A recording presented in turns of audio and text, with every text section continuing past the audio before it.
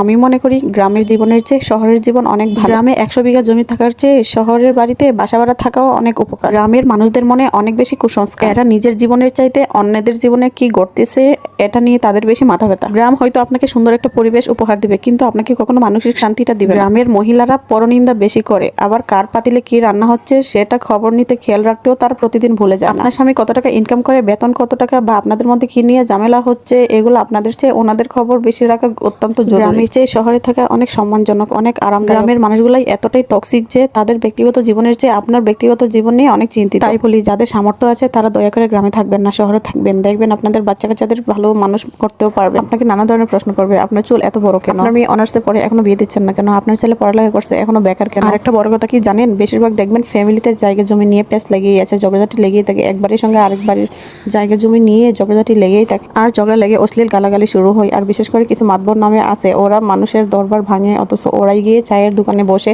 মানুষের নামে নানান ধরনের বদনাম, মিথ্যা কুরতনা ঘটায়। গ্রামে সবাই কিন্তু এক নয়, গ্রামে কিন্তু ভালো মানুষও আছে, এগুলোর ধার বিরে না।